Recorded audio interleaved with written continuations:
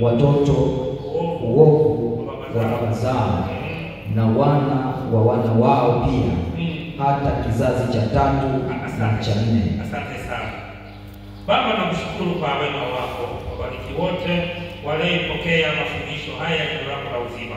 Bariki hata sisi kipindi chote, wote wanaosikia na watakaosikia hapo baadaye. Neema yako uweza wako na nguvu zako Yesu vikawe pamoja nasi. Tunakualika Bwana, karibu Bwana Yesu ndani ya mioyo yetu ikuabudu Yesu Kristo mwana wa Mungu ya hai. Mioyo yetu ikuabudu, ikusifu, ikushukuru kwa ajili ya uumbaji mkuu nao. Asante Yesu wetu, katika jina lako takatifu. Amen. Swali linakuja, kwa nini tunamsifu Mungu? Tunamsifu Mungu kwa sababu ndiye aliyetuumba wote. Kwa sababu ndiye aliyetuumba. Lakini la pili, kwa nini tunamsifu Mungu? Tunamsifu Mungu kwa sababu aliumba mbingu na nchi. Kwa nini tunamsifu Mungu? Tunamsifu Mungu kwa sababu ametupa uhai na uzima tele.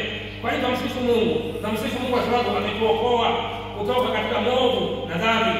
Kwa nini tunamsifu Mungu? Tunamsifu Mungu kwa sababu ndiye anayetupa pumzi na akiondoa mtu hawezi kupumua tena.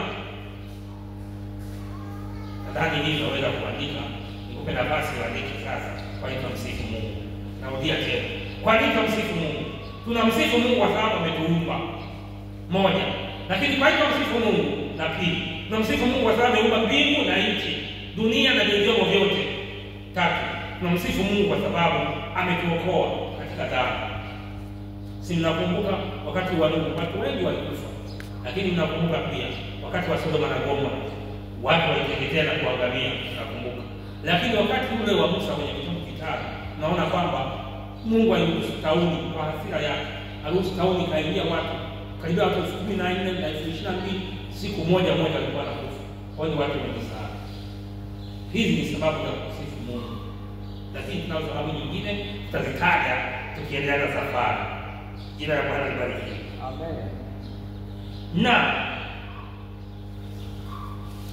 katika Hesabu 23 mstari wa 19, naomba mtu asome. Kitabu cha Hesabu sura ya 23 mstari wa 19. Tunamsifu Mungu kwa sababu tutakayoziona hapo. Hesabu 23 mstari wa 19. Soma katika jina la Yesu. Tunamsifu Mungu kwa sababu Mungu asema uongo. Tofauti sana. So, Mungu si mtu aseme uongo. Mungu si mtu ataseme uongo. Wala si mwanadamu ajute. Wala sio mwanadamu wa kujuta, ningelijua. Iwapo amesema, iwapo Mungu amesema, hata litenda. Iwapo amenena, hata lifikiriza. Yaani maana yake nitafikiria. Asante sana.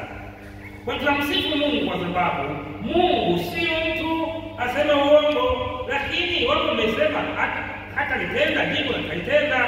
Iwapo amenena hata lifikiriza, maana yake atalifikiriza. Sio mtu, si binadamu. Kwa hiyo hii sababu nyingine ambayo itaongezeka, nimesema na sababu nyingi ambazo zitafanya kumsifu Mungu, kwa kuwa habadiliki. Kwenye nyimbo za wokovu kuna wimbo tulikuwa tunaimba, sema mtumaini na kukumbuka, wimbo tulikuwa tunaimba, Yesu Kristo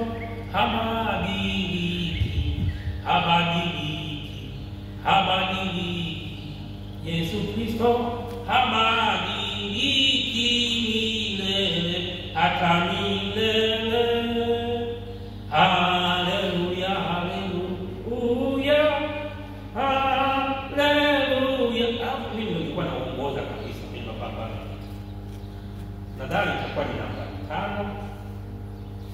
5 wenyewe niliongezwa kule katika wokovu. Kwa hiyo huyu habadiliki.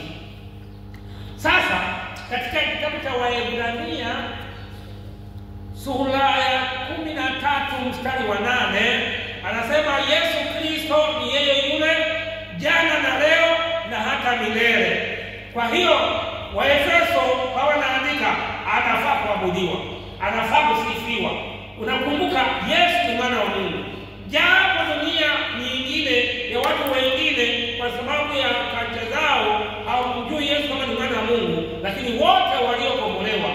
kumjua Yesu kama ni mwana wa Mungu. Bwana asifiwe. Yesu ni mwana wa Mungu. Hebu tuendelee tena sababu nyingine ya kumsifu Mungu. Hapa tumeona Mungu ni mvumilivu. Hebu tuangalie tena Hesabu 14:18.